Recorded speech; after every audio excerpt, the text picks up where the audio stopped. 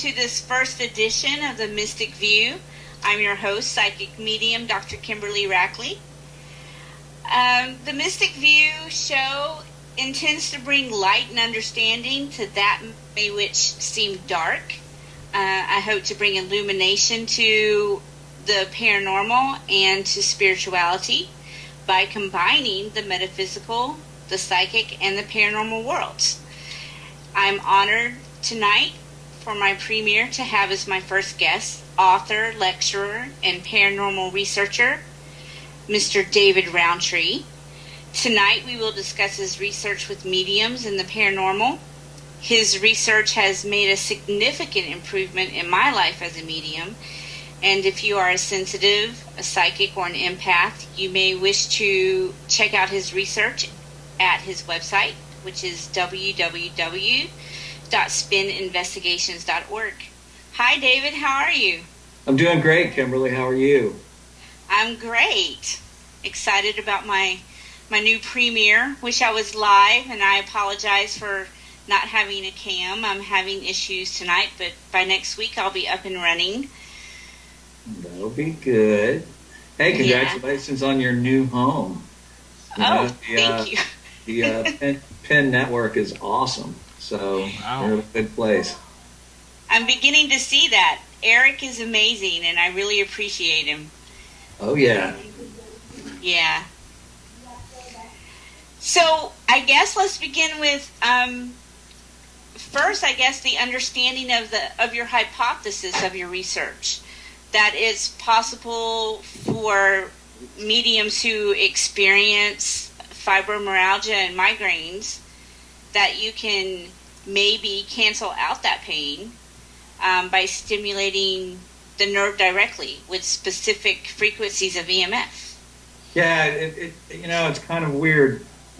I sort of stumbled onto that a couple of years ago when I was with Tracy Ray, and she had a lot of problems with fibromyalgia symptoms.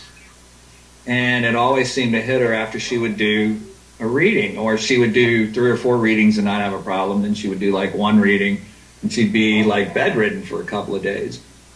And so I started looking into it, and I'm not the only one that's researched fibromyalgia and that sort of stuff by any means, but there haven't been a whole lot of people to look at it in mediums.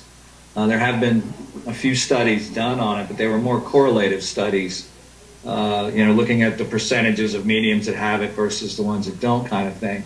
But it turns out that fibromyalgia strikes about 2% of the general population, but in mediums it's about 85%. So I started looking at that and saying, gee, maybe there's something we're not looking at here. And I started thinking about it as being an energy-related disease, having to do with energy. And I started looking at the human body like it was a big electrical system, and I started troubleshooting it like it was, like a computer or something.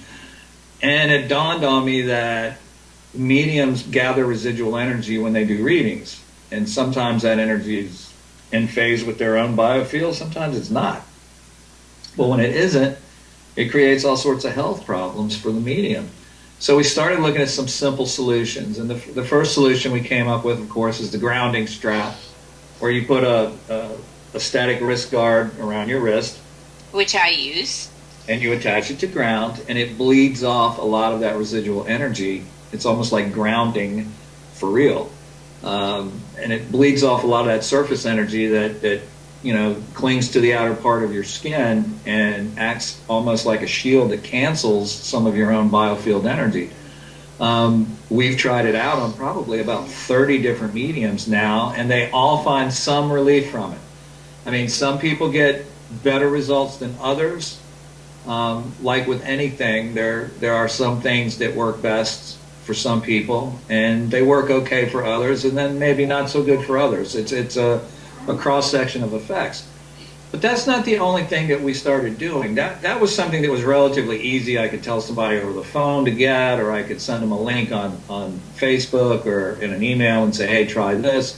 It was kind of a thing that everyone could just go and buy, and it's like under $10, and you put it on, and it helps or it doesn't. Most people it helps some, at least.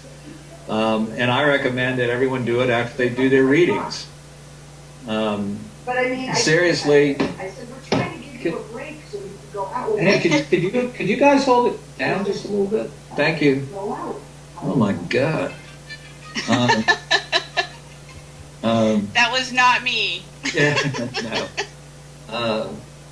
But what we started doing is we started looking at the central nervous system. And when you're treating fibromyalgia, there are these things called trigger points. And they're scattered in different places on the body, front and back. Well, those trigger points are places where there are clusters of neurotransmitters and neural receptors. And where those clusters are is where the pain information travels up through your nerves. Your nerve isn't one straight ended, non-ending nerve that goes through your body. It goes to points, and then there's like a jumper point, an air gap, and the spark fires across the air gap from the transmitter to the receiver. But what it takes to do that is this chemical buildup of a certain, chemical cocktail that occurs that allows that arc to occur. Well, we found that by using these things called a Mobius sandwich coil, and this coil was designed by NASA 20 years ago, and they used it as a passive shield for sensitive electronic equipment on satellites to protect the satellites from solar flares and protect the electronics from solar flares. If you place one of these over the trigger point, it creates a null effect that shuts down the EMF transmission from the neural transmitter to the neural receiver. We've treated headaches with this on the head. We've also treated body aches and pains with it as well. But it's a passive treatment. It just sits there. The big challenge in using it is getting these twisted little coils to stay on the trigger point without falling off of it. The second step that we took with this is we took regular copper coils, inductor coils, placed those over each trigger point, and then stimulated the neural clusters with low-frequency EMF. And each person has a little bit different frequency that they respond to, so there's not one set frequency to use. You have to kind of play around with it a little bit. And we use an oscillator, a variable frequency oscillator, so that we can play around with different low frequencies to find the one that seems to give the best relief for the subject. And with about a 20-25 minute treatment of this active neural processor bombardment, usually the medium gets 2 or 3 days of relief until the chemical level builds back up in the neural transmitter. And then they start feeling the pain slowly increases back up to its normal level over a period of a couple of days. But it does give some relief. That's not the kind of thing you can set up in your house or anything, but I'm pretty optimistic that at some point we'll be able to do like a holistic treatment on people, pretty routine. In other words, where people can come in, spend 15, 20 minutes underneath of it and walk out and be good for a couple days and, maybe come back. So we're looking at that aspect of it as well. So that's kind of the nutshell of the fibromyalgia medium connection there. It's a disease that has to do with energy, and in a medium's case, it's foreign energy or energy that's picked up in the process of doing their readings, and it remains residual. And if you left it alone over time, it eventually bleeds off. But the idea is to restore the medium back to their normal state of health much more rapidly, so that they're not, taken off their feet for an extended period of time. It's to accelerate the recovery point, in it. Yeah. Because I know with me, like, if I have a really intense investigation or I do, like, more than 6 readings in a day, sometimes it knocks me out for, like, 3 or 4 days at a time. It's too hard to recover. And I think my trigger points are, like, at the base of my skull and between my shoulder blades. And even though, like, the migraine part can be relieved, I still feel the soreness and the stiffness in my neck and in my shoulder blades. Right. Well, that might not necessarily be where the trigger point is. That might be just where the pain is felt at.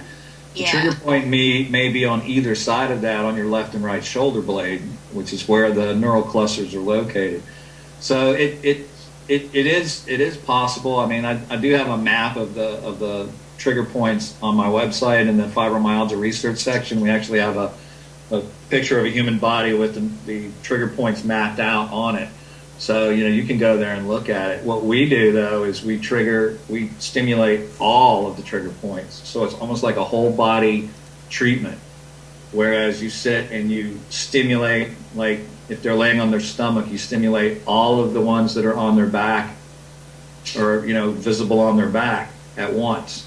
And then you can have them roll over, and then you can stimulate all the ones that are on the top of their body at once. And it's almost like flushing the toilet, you know what I'm saying? Just kind of flushes everything out and lets them start over again. It's kind of like a global body healing to do that. That's what we're playing with now, and we've just started doing. I experimented with it for about 6 months, and finally got it set up so it's usable, and the wires are right, and the connections are right, and it's comfortable, and so we're now getting to the point where we're starting to use like human guinea pigs on it. And seeing what kind of results that we're getting, and so far it looks pretty promising. I mean, we've had 2 subjects to test it so far, and they have reported that they have felt relief by using it, so that's very promising. It's a non-invasive, non-medical solution. Right, almost like Reiki. Now, like with Reiki, can this be done like remotely? Like, I know you're a shaman, so I know you can do things remotely, but can this process be applied remotely? This particular process can't be, because it has to be specifically targeted to a specific region of the body. So it would have to be done locally in almost like a lab environment where you can control everything. And you also have to do some shielding as well. But and you're shielding EMF. You're not shielding anything dangerous or anything. You're just shielding the EMF so you don't have a scatter effect where you've got stray EMF going to different parts of the body where it doesn't need to go. But doing things remotely is a little bit different mechanic, because when you're doing things remotely, you're literally traveling to the point and entering into that person's body as a spirit, or as a non-corporeal form, in order to facilitate that healing. It's more of a, we say we do it remotely, but actually it's not being done remotely. Our physical body is remote away from it, but our essence goes literally to the spot, to the body of the person, and goes inside of that body by traveling there. So it's a little bit different process, but the fundamentals of it are very similar, because you're using energy to stimulate a situation to, offer relief by using, it's a different form of that EMF energy. It's a more biological form of it than what we're artificially producing in the laboratory. Right. Now, do you think that emotions are EMF, are emotions of the medium involved in this at all?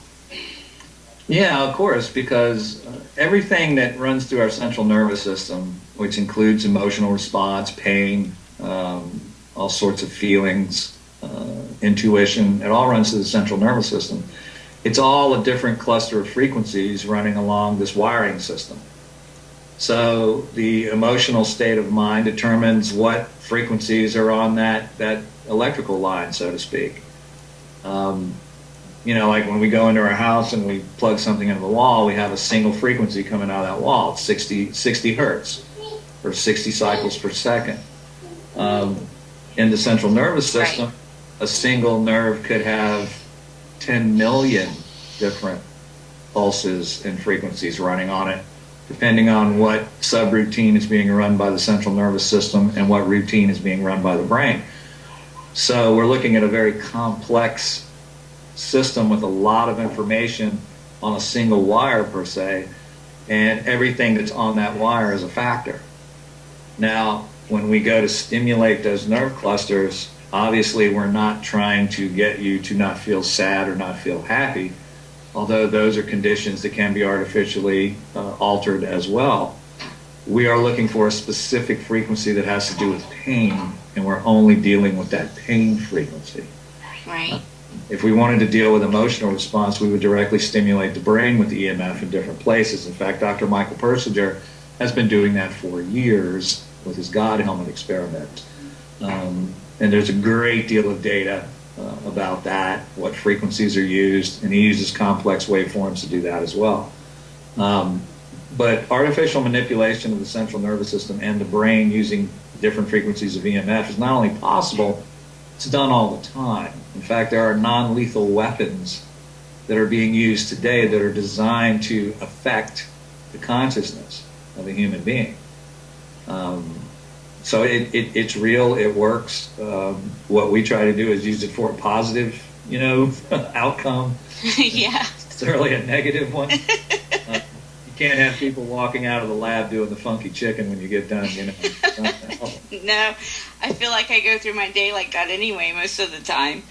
You absorb so many emotions and experiences. I mean, as a medium or an empath, when you reach for someone, you're actually absorbing their experiences and their emotions and their thoughts. Sure. So sometimes it's hard to get rid of those. Yeah. Absolutely. I had a weird question the other night. An empath was just making a statement saying, God, could somebody just turn this off for a night so I can get some sleep? And so, oftentimes, Occam's razor was a wonderful invention, which came from actually the Muslim world, believe it or not. But Occam's razor states that the simplest explanation is usually the best, and that's so true. And I said, you're probably going to laugh at me, but why don't you take some aluminum foil and cover your head with aluminum foil and then ground the aluminum foil? And they're like, I'm ready to try anything, And they did it. They took a clip lead, clipped it to the aluminum foil, did it like we do the wrist guard, static wrist guard, grounded themselves out. And they were like, wow. And what they were doing was the aluminum foil was actually becoming a shield that shielded the brain from external EMF. I mean, it wasn't a great shield, and it was pretty much, you can imagine what someone would look like with aluminum foil pressed on their head. But the concept is we could build a helmet literally that would shield the head from EMF, and it would block out a lot of that external empathic EMF that people are receiving. And it would give them a break without affecting their physiology in any way. It would just be basically shielding their brain from picking up these external EMF resonances that are creating the mayhem in their brain. So I would so use one. Everyone thinks I'm from another world anyway, so I'd walk around with one. Who cares? I know. It made me feel better. The ideal thing to do would be to make a basically a head covering out of nu metal, which is a special alloy that blocks electromagnetic fields, and it would be relatively lightweight, and just wear it for a while. And while you had it on your head, you wouldn't even have to ground it because the nu metal itself acts as a shield. You could put that on your head and wear it, and the whole time you had it on your head, you wouldn't get any interference from anyone, thinking near you. So you kind of like taking a vacation for a little while you had this stupid looking hat on your head. Maybe we can make designer nu metal hats, Designer ones. I love hats. Yeah, we can put stones on them, maybe feathers, dress them all up. Sequins. Don't forget sequins. Oh, yeah, sequins. I like sparklies. Gotta have sparkle. But, yeah, I mean, so, stupid things that seem like, why didn't anybody think of this before, actually works. And it's because we complicate things way more than we have to when we look at stuff. If we know that it's coming from EMF, then the simplest thing in the world would be to block the EMF. So if we block the EMF out from that particular person and it has an effect that's a positive effect, hey, that's great. And that's kind of what we're looking at. We're trying a whole lot of different things because there is no research to build it on. There's nothing to look at of anyone who's done anything before that says, okay, if you do this, it works. We have to just kind of throw everything we can think of in the mix and see what comes out, clean. And well, you seem to be throwing the right things into the mix because you're having results. Well, I have a lot of failures too. I mean, it's not like, I don't talk about those. So, of course not. so those don't, get a lot of airtime. But it's a hit and miss kind of thing. You come up with an idea, you try it. Maybe it works partially, but not the way you want it to. So you kind of like reinvestigate it. You look at it. you redesign it a little bit, and you kind of refine it. And it's a never-ending process. You keep doing that until you end up with, hey, this works really well if you do this. But getting to that point of doing this, you may have had 2 or 3 failures along the way where you learned the folly of your mistakes, and you learn, and you build upon that. And then when you finally get something that's viable, then you come out and say, oh, hey, look what I found. So it makes you look a little better than you are, maybe. But, there is a process that you go through to reach that point.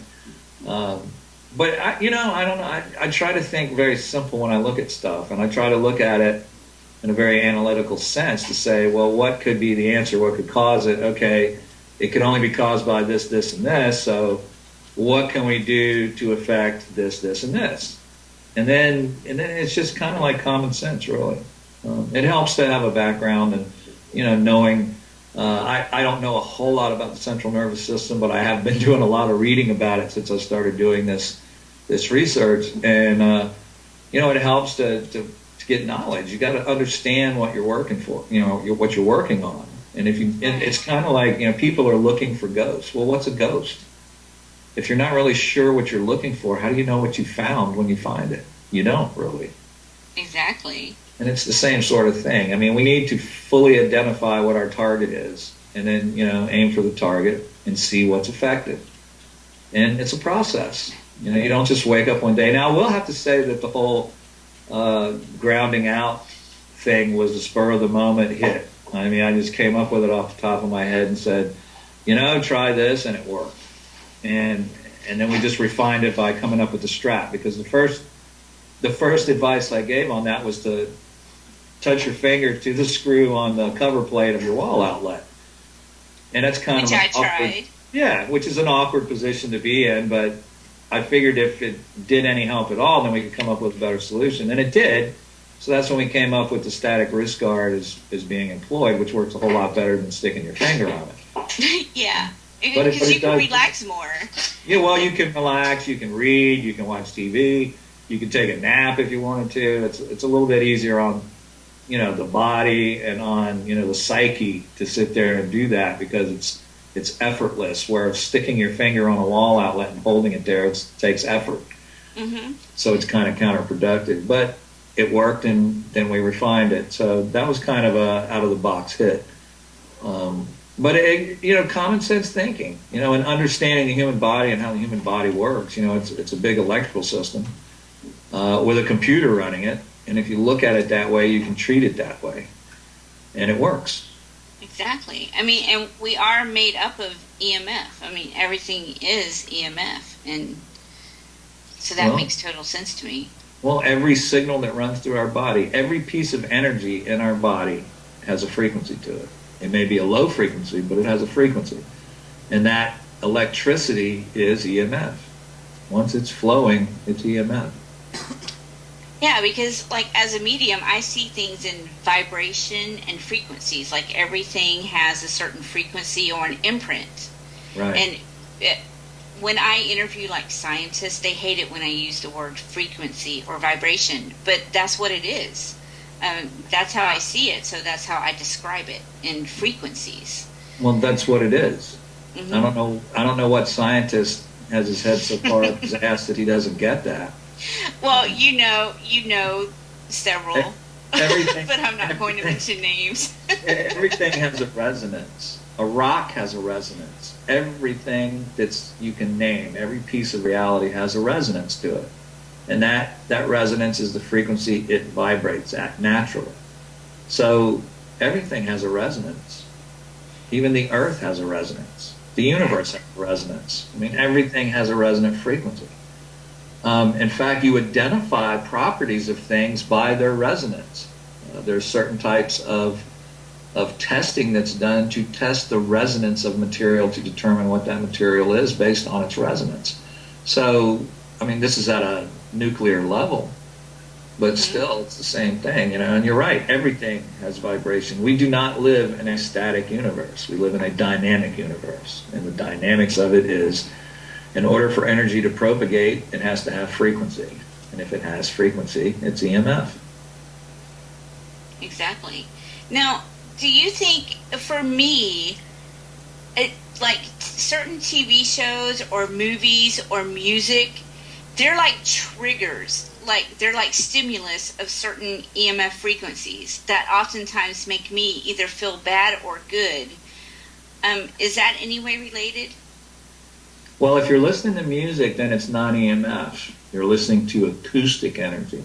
Mm-hmm. Now, acoustic energy can cause entrainment, which is a condition that occurs in the brain when the brain waves are shifted artificially by input. And what I mean by that is you can listen to some music, you can listen to some sounds, you can listen to some tones, some mixes of tones that will entrain the brain so that the normal frequency of the brain waves alters, either to a lower or a higher frequency, depending on what the desired effect is. That's called entrainment. Mm-hmm. And if you go to my website, I actually have entrainment audio files for treating certain maladies of the human condition on my website. And they are you can go there and you can download the files. They're audio files. There's one for migraine headaches. There's one for, I think I'm not even there yet that I can go to it, but I think there's things for like depression. I think there's things for all kinds of different conditions. And they're just complex mixes of tones that create a condition in the brain which alters the brain waves. And those brain waves alter to a more positive state of being by entraining them to those frequencies. But that's done with acoustic energy, which is a little bit different. When you start using EMF to do that, and you can do EMF entrainment, you don't hear it, but you feel it. Because what's happening is it's artificially creating your brainwave frequencies or bringing your brainwave frequencies in line with the frequencies that you're using to cause the entrainment, but you don't feel it. And you can have other effects as well. And this is what Persinger's work has done, is he has artificially stimulated different parts of the brain with different frequencies. They don't hear the frequencies, but they have vivid experiences from those stimulations. In your case, if you're listening to music, you're being entrained by the music. And of course, it can trigger emotional response. It can trigger a lot of things because the music wasn't selected to create a certain effect in you. You're creating the music to listen to it, and the byproduct of listening to that music is its effect on your consciousness. So depending on what your state of mind is and your state of condition and where your brain waves are riding at is going to depend on how that song affects you. And you probably have certain songs that affect you the same way over and over again, no matter how many times you listen to them. Exactly. You're so right. Yeah, because it's the same set of frequencies that are altering your brain waves. Okay, now,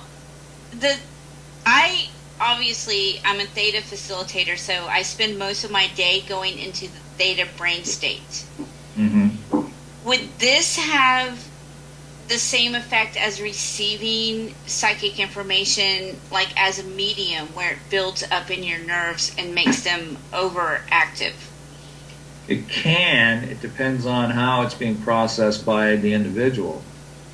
If you are constantly entering into a specific state of awareness and maintaining that state of awareness, there is fallout that could happen from that. You could have a buildup in your neural transmitters and receivers that could create uncomfortable conditions. For the most part, a lot of people use a lot of different techniques to realign that energy or to keep that energy in line while doing that. I think there are Far Eastern exercises that allow you to align your chi force, which is the same kind of thing. You're keeping your normal energy flow going while you're altering your mental state. Because just in altering your mental state, you're just taking a segment of the body and you're messing with it. And that's affecting everything else in the body that's in the system. So you want to kind of gingerly shift the whole system at the same time, not just the brain waves. Exactly, which is sometimes where I have my problem, because when you have back-to-back clients, you don't have time to realign yourself on it. That's right. You don't have a recovery time, so you're jumping right out of one thing into another. Yeah. And to continue doing that for 3 or 4 readings is what puts you in the danger zone.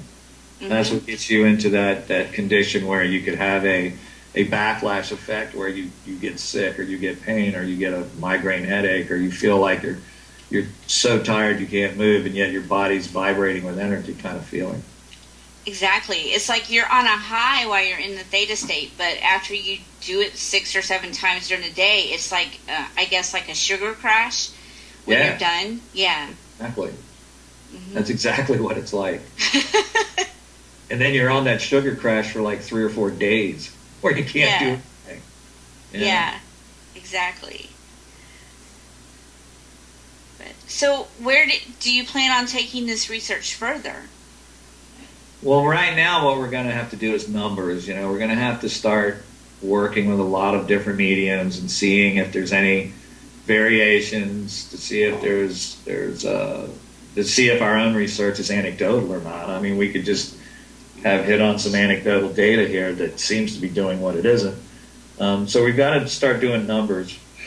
We've got to take this thing and start treating a lot of different people and seeing how different people affect. And one of the things we're doing now, Dr. Stephen Rourke and myself on our show, The Devil's Advocate, we're going to have a series of mediums on, and we're going to interview them.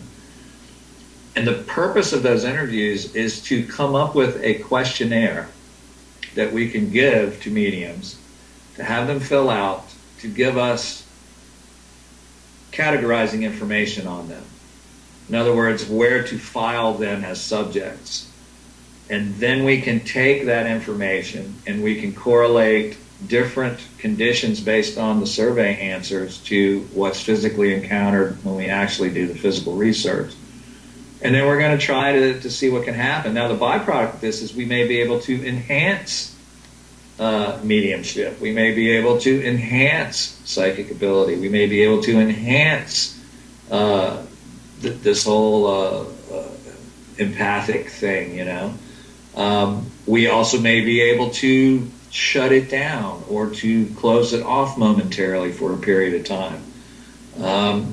The possibilities are kind of endless as to what we could do, but by being able to understand it, it would allow us to be able to manipulate it. And we could manipulate it in a positive manner. In other words, I've had mediums come to me and say, God, I just want to shut this off for a day. Exactly. Well, maybe we can someday. Maybe we can say, okay, you lay down here, you put this on, you flip the switch. When it turns green, you take it off, and you're good for a while. I don't think that's unhealthy. I think if it's done in the right manner, I think it's just like exactly what we're saying. You kind of turn the switch off for a little while, and it comes back on by itself. But it may be that we're capable of doing that. That may be what the research develops by doing this. It may be that, mediums get into a fog sometimes where they get really poor reception. Kind of like the old rabbit ears on the TV when we were growing up. Sometimes you got a good picture, sometimes you got snow. Well, on those snow days, there may be something we can do to enhance the reception. We may can artificially improve the performance for a brief period of time or for a limited period of time that allows a medium to recover from that. It may be that the medium wants to have snow, and so we may can degrade Sometimes the reception. We do. Yeah. We may can degrade the reception to snow so that you get a break from it sometimes. I mean, the research is fascinating because what we're really doing is we're unlocking a part of the human mind, and we're also learning how to externally artificial stimulate it. A lot of people say, well, gee, Dave, isn't that dangerous, And it's like, yeah, it would be very dangerous if we were doing it to, affect the population or to kill people, but we're looking for, relief for people. Trying to help people that have problems that modern medicine is like poo-pooing or saying, no, you just need to be on Thorazine and, be over there in your little white coat or whatever. I just had an image of Pinky in the brain. That correlation has been made. All right? That has been made already. We're we're not trying to take over the world. We're just trying to help people that don't have any help from traditional means. I mean, a lot of people go to their doctor. The doctor looks at them like a tree fell on them, and they're not getting any help. Exactly. I mean, even if you're not a medium or an empath, this research can be helpful. Well, if you suffer from fibromyalgia, it could be helpful. And that's the thing. I mean, we think that the nature of fibromyalgia is an energy-based disease. I think it's energy-based. There's something going on that's creating an overload of energy in the central nervous system. If we can discover how to shut that down or to attenuate it to a certain amount, it could offer relief to thousands of people suffering from just regular old fibromyalgia. We don't know that yet. I'm hesitant to work with people like that because God knows the liability involved in something like that. Exactly. So I work with mediums because, they're already open. They want anything. They're looking for help, and so there's really no danger of any liability there. But I mean, nothing that we're doing is really dangerous or anything else. We're just experimenting with stimulating different parts of the body, with low energy EMF. But in this day and time, people act on anything to rip you apart. So it's right now. It's research is being done on trust. I mean, and obviously, if somebody wanted to throw a stick in the mud, we could be shut down pretty quick doing that. But we try to help people. It's about trying to help people, and it's funny. As long as you're getting positive results, everybody loves it. Exactly. We hope we keep getting positive results, put it that way. It's the same thing with a psychic reading. As long as you're giving positive results and information people want to hear, they love you. But the minute you say something they don't want. They keep coming back. That's right. Exactly. It is. It's crazy. And, I mean, there's no fundamental research being done in this line of stuff dealing with mediums because most of science doesn't even want to believe that mediumship is real. Yeah. But the interesting thing is that we're at a position right now where we can take somebody, lay them on like a bed or whatever, set our scanners up around them, turn on the scanners, and then have them do their thing. And we can tell you if they're real or not.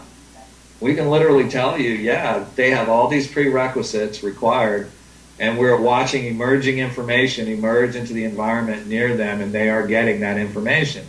So we could literally certify somebody as being a medium by doing that. That's amazing. And what's cool is the people who are genuine love it. They're like all for it. They're like, wire me up. And then you say it to somebody and they go, oh no, science will never find out what the answer to this is. Oh no, there's no way. It's voodoo. It's mumbo jumbo. It's feathery realms. That's the people that I look at and I go, yeah, okay. No, I would love that. I would love for there to be some kind of evidence of how I'm receiving or what I'm receiving. I wish other people could see or feel what I'm feeling when I receive information. That would be amazing. There actually is.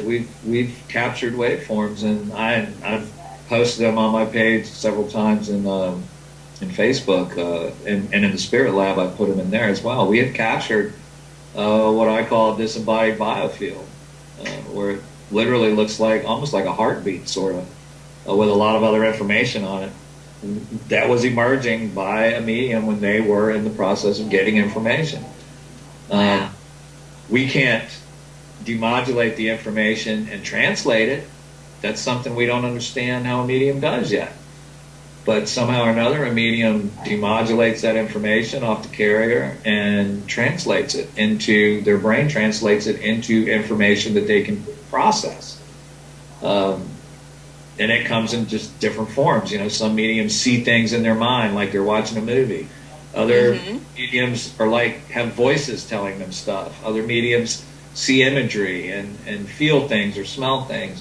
But it's all being done in the brain. It's all being processed in the brain based on these emerging information waveforms. So Yeah. I can show and demonstrate the waveforms, but I can't tell you what the content is. So, Right. And when people ask me, how do you do it? I mean, how does it come through? It's hard to explain because it's just there. It's just all automatically there at the same time. Like the words, the feeling, the picture, it just kind of all merges into one thing. And then that's what you know what to say or express. I mean, it's hard to describe. And what's even harder is you're not getting it in context. Right. We have to interpret it at the same time. And most real true mediums, their inaccuracies come from their misinterpretation of the information that they get. Mm-hmm. They don't interpret the information properly. I agree. I always tell people, no psychic can be 100% accurate. There's just no way, because each medium and each psychic perceives in a different way according to their beliefs and their background. It's just, you can't be 100% They don't receive it in a different way. They process it in a different way. They Exactly. all receive it the same way, but they process it differently. And it's the act of processing that information is where the trouble comes in. I was trying to explain it to someone the other day. It's like taking a big book like, War and Peace or something, and then flipping through it like a couple hundred pages, stopping and then reading a paragraph, and then flipping another 100 pages and reading a paragraph, and then having you sit there and go, okay, what's the book about? Well, you can't tell them what the book's about, but you can tell them the information you got.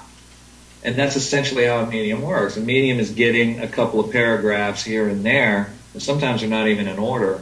And sometimes it takes 5 or 6 different pieces of information before something comes out that throws it all together and ties it together to make it make sense. Because you don't necessarily get it in the order that the information flows at. You may get the end of the story at the beginning, or the middle of the story at the beginning, or the end of the story at the beginning. It varies on how you get the information. But if you are reading for that person long enough, eventually a piece comes out that throws it all together and brings it all together. I mean, I've sat there and watched a client look at a medium and go, nope, don't know what you're talking about. Nope, boy, you're way off on this. And they'll say 5 or 6 things. Nope, I don't know anybody like that. And then they'll say one thing, and all of a sudden, oh my God. You see this look come over them, and the whole thing fell into place. Oh, exactly. Yeah, you see the light bulb go off at them. But it takes, you can give people a ton of information, excuse me, and until it's correlated and falls into place, it's meaningless to them, just as it's meaningless to the medium getting it. And a lot of people don't understand how mediumship works. They think they can come in and say, okay, I want to talk to my dead grandmother. Well, guess what? She may be busy. Exactly. You're not going to get your dead grandmother, but you're getting your drunk Uncle Charlie coming through. And he's telling you, that you need to go fishing more or whatever. It's not like Burger King. You can't have it your way. Yes, and then people think that you're fake or not, authentic, because you're not bringing through exactly what it is that they want to hear or who they want to hear. Yeah, but it doesn't work that way. You are getting bits of information. Yes. You don't have any control over who gives you that information. It's whoever's available at the time when you turn the light on. When you turn the light on and say the medium is in, stuff starts coming to you. You have no idea who it is, what the relationship is, or what the information is. You're just getting it, and you're spewing it out. Well, until it all falls into place, it doesn't make sense to anybody. And even afterwards, if the medium doesn't get confirmation from the subject, the medium doesn't even understand what just happened. Exactly. So, and I've read for you many times, and sometimes what I'm saying at the moment makes sense, and then later it would be 2 weeks after I say something that it makes sense. Yeah, exactly. A lot of but you times, never discount what it is that I'm saying. You take it into consideration. Yeah, you just have to file it, because if it's not applicable now, that means it's going to be applicable at a later date. But, and that's the nature of the information. The information doesn't come at a precipitous moment. It comes when it comes. Right. And a lot of times it's up to you to put it into context because, you don't have any idea of what it means until all of a sudden it all falls into place and you go, oh, yeah, that's right, So, that's the way it is. It's like mediums don't have the fine-tuning capability of targeting specific things. They can target a specific event, and they can pull things from a specific event, but they can't pinpoint a specific person in that event every time. Now, they can sometimes. Like if they're looking for a murder victim or they're looking for someone who's disappeared and they're dead, they can look for a specific and get to it, but sometimes that journey is through a roundabout methodology. Sometimes they're going through other disembodied consciousnesses to get to that disembodied conscious. It's not always a direct path. So Exactly. And most police departments don't understand the process fully. I've worked with a couple on murder cases, and it's just not my thing because it's hard explaining how the process works to people who are not truly understanding or open to it. Like, I can lead them to certain things, but not the one thing that they specifically want to hear, so they don't think that it's real. Well, but even though all the little clues I've right. accurately perceived, but And that's the thing too. They're looking for real hardcore evidence. Yes. And a lot of times it's not so cut and dry. It's not so black and white.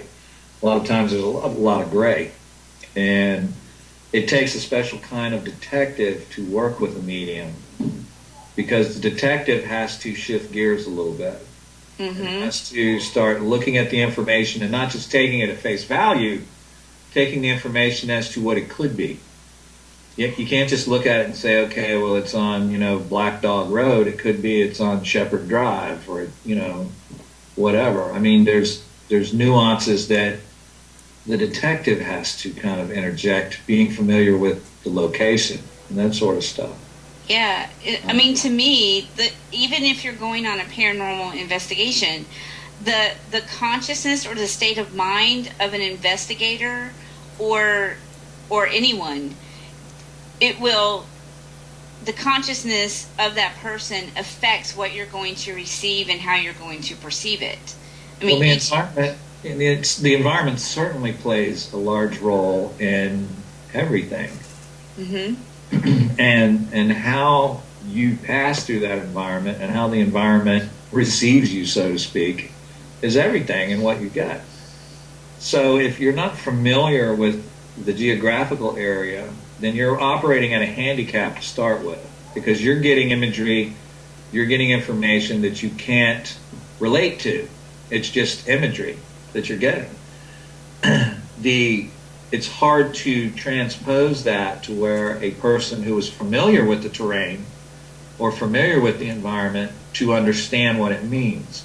And that's the frustration in doing those kind of cases, is the fact that you see things, but you can't accurately portray them without a name on a map, to give to these right. people. And that's the hard part of it. That's the part that that's the weak link in it. You could be seeing a place out in the middle of the woods and have no idea where it's at in the middle of the woods, but you could accurately describe every pebble in the scene you're seeing. But if you don't know exactly where that scene is at, it's not a big help to the cop that's trying to find it. Exactly. And what happens is when they do find a body that you've described where it is, then it all falls into place because they're saying, oh yeah, here's the stream of running water, here's the sign, here's the tree that's got the fork in it, here's this. Everything that you explained is there, but you can't lead them to that spot because you can't put that spot into perspective as to where it is globally, Exactly. That's the shortfall. And then the medium may also be either perceiving the impressions or the energy of either the victim's last moments of consciousness or either, the murderer itself. It doesn't necessarily mean that that's where the body is. That's just the most significant memory that the medium is picking up. Sure, and you have no idea what it is Right. because it's not in context. All you're getting is information. Right. And that's what they need to understand when you work with the police, is they need to understand that all you get is information. You can't disseminate that information. You can't analyze that information. All you can do is relay that information. How it fits is really not something you can do. All you can do is supply that information. It's up to the detective to see where it fits. So it takes a real kind of special detective to work with a medium, because they've got to be, they've got to think a little differently than a normal detective does. Exactly. Normal detective is listening for, testimony and following up eyewitness testimony. A detective that works with a medium is getting information and has to make sense of the information and see how it fits into the puzzle. It's a different process. It's still detective work, but it's a different kind of detective work. And it takes a little more, a little more right-brained person to do it. Because you got to be able to think a little bit out of the box to do that sort of thing. Exactly. Like my husband is loss prevention for a major department store, and he'll call me or text me, "This is what's going on. What do you feel?" And it will take him like at least 20 to 30 minutes to put my information into context, but it usually, once he applies his logic to it, it usually plays out, and he is able to do something about it. But sometimes it doesn't, because what I'm relaying, he doesn't quite, he can't put it into a logical context. But most of the time he does. But then again, he's open to the way that I feel, see, and hear things. So, yeah, it does take someone special. Well, because you're having to interpret it. See, that's Yes. the thing. It's the interpretation is the weak link in all of it.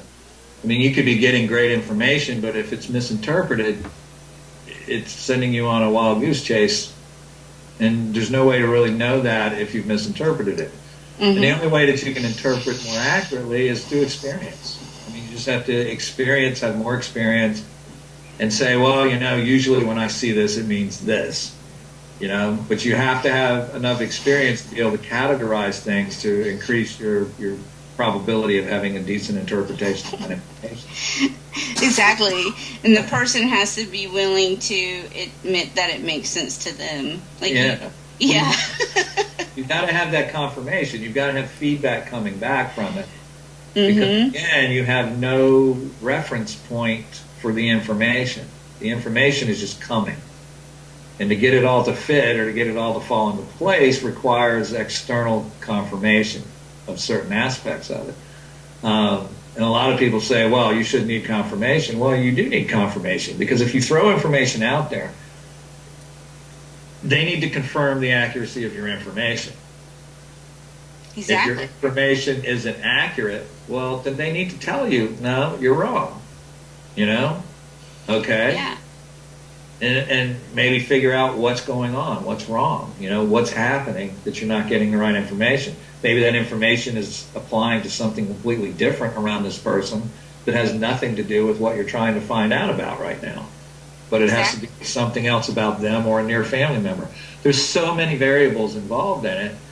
And, it takes a little detective work normally from normal people to figure out sometimes what a reading means. Because they're not, usually readings have little obscure properties to them. I don't know if you've noticed that. Oh, yes. But usually the type of information you get is very obscure. And I think that's done for a reason, because it's an identifier. It allows the client to firmly identify that no one could have known that insignificant piece of information but that person. And so I think that type of information is given to demonstrate the reality of its source. Because I've seen some really bizarre things being given to a medium. I mean, little pens that are meticulously described, like a jewelry pen that you would wear, that are meticulously described. And when the description was given to the client, the client, of course, burst into tears and knew exactly what it was about. But you would sit there thinking, I don't know why I'm seeing this, pen of a ladybug, with green emeralds all over it, or whatever. But it's an identifying marker. And it's an identifying marker that only the source of the information could have known about. So you get obscure information all the time that makes absolutely no sense as to why you're getting it. But generally, it has to do with identifying the source of the information. Right. Well, David, we have like a minute left, and I want to thank you. Do you want to tell people where they can find you? You can find me at www.spininvestigations.org. You can Google me. You can find me on Facebook under numerous disguises and antics. So, true. Thanks, David. Thanks for having me on, and good luck on your new series. Thank you. I hope you come back. I will. Thank you. Thanks. For real. And it bleeds off a lot of that surface energy that clings to the outer part of your skin and acts almost like a shield that cancels some of your own biofield energy. We've tried it out on probably about 30 different mediums now, and they all find some relief from it. I mean, some people get better results than others. Like with anything, there are some things that work best for some people, and they work okay for others, and then maybe not so good for others. It's a cross-section of effects. But that's not the only thing that we started doing. That was something that was relatively easy. I could tell somebody over the phone to get, or I could send them a link on Facebook or in an email and say, hey, try this. It was kind of a thing that everyone could just go and buy, and it's like under $10, and you put it on, and it helps or it doesn't. Most people, it helps some at least. And I recommend that everyone do it after they do their readings. But I mean, seriously. I said, we're trying to give you a break so we can go out. Hey, could you guys hold it down just a little bit? Thank you. Go out. Oh my God. That was not me. Yeah, no. But what we started doing is we started looking at the central nervous system. And when you're treating fibromyalgia, there are these things called trigger points. And they're scattered in different places on the body, front and back. Well, those trigger points are places where there are clusters of neurotransmitters and neural receptors. Mr. David Rountree. Tonight we will discuss his research with mediums and the paranormal. His research has made a significant improvement in my life as a medium. And if you are a sensitive, a psychic, or an empath, you may wish to check out his research at his website, which is www.spininvestigations.org. Hi, David. How are you? I'm doing great, Kimberly. How are you? I'm great. Excited about my new premiere. Wish I was live, and I apologize for not having a cam. I'm having issues tonight, but by next week I'll be up and running. That'll be good. Hey, congratulations on your new home. Thank you. The Penn Network is awesome. So You're in a good place. I'm beginning to see that. Eric is amazing, and I really appreciate him. Oh, yeah. Yeah.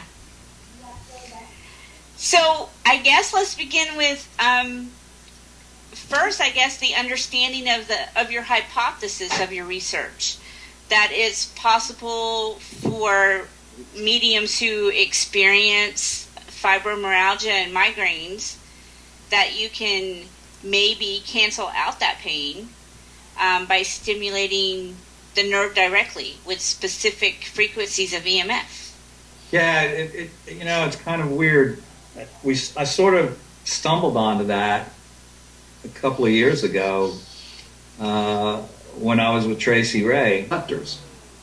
And where those clusters are is where the pain information travels up through your nerves. Your nerve isn't one straight end, non-ending nerve that goes through your body. It goes to points, and then there's like a jumper point, an air gap, and the spark fires across the air gap from the transmitter to the receiver. But what it takes to do that is this chemical buildup of a certain, chemical cocktail that occurs that allows that arc to occur. Well, we found that by using these things called a Mobius sandwich coil, And this coil was designed by NASA 20 years ago. And they used it as a passive shield for sensitive electronic equipment on satellites to protect the satellites from solar flares and protect the electronics from solar flares. If you place one of these over the trigger point, it creates a null effect that shuts down the EMF transmission from the neural transmitter to the neural receiver. We've treated headaches with this on the head. We've also treated body aches and pains with it as well. But it's a passive treatment. It just sits there. The big challenge in using it is getting these twisted little coils to stay on the trigger point without falling off of it. The second step that we took with this is we took regular copper coils, inductor coils, placed those over each trigger point, and then stimulated the neural clusters with low frequency EMF. And each person has a little bit different frequency that they respond.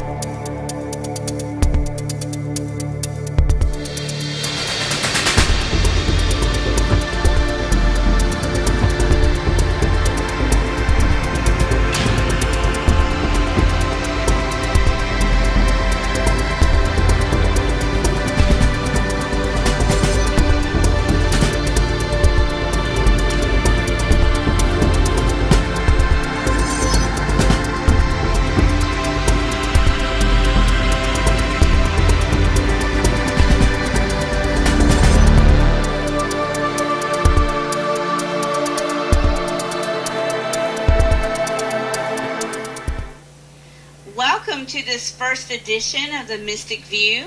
I'm your host, psychic medium, Dr. Kimberly Rackley. The Mystic View show intends to bring light and understanding to that which seemed dark. I hope to bring illumination to the paranormal and to spirituality by combining the metaphysical, the psychic, and the paranormal worlds. I'm honored tonight for my premiere to have as my first guest, author, lecturer, and paranormal researcher. And she had a lot of problems with fibromyalgia symptoms. And it always seemed to hit her after she would do a reading, or she would do 3 or 4 readings and not have a problem. Then she would do like 1 reading and she'd be like bedridden for a couple of days. And so I started looking into it, and I'm not the only one that's researched fibromyalgia and that sort of stuff by any means, but there haven't been a whole lot of people to look at it in mediums. There have been a few studies done on it, but they were more correlative studies, looking at the percentages of mediums that have it versus the ones that don't, kind of thing. But it turns out that fibromyalgia strikes about 2% of the general population, but in mediums it's about 85%. So I started looking at that and saying, gee, maybe there's something we're not looking at here. And I started thinking about it as being an energy-related disease, having to do with energy. And I started looking at the human body like it was a big electrical system, and I started troubleshooting it like it was, like a computer or something. And it dawned on me that mediums gather residual energy when they do readings. And sometimes that energy is in phase with their own biofield, sometimes it's not. But when it isn't, it creates all sorts of health problems for the medium. So we started looking at some simple solutions. And the first solution we came up with, of course, is the grounding strap, where you put a static wrist guard around your wrist. Which I use. And you attach it to ground, and it bleeds off a lot of that residual energy. It's almost like grounding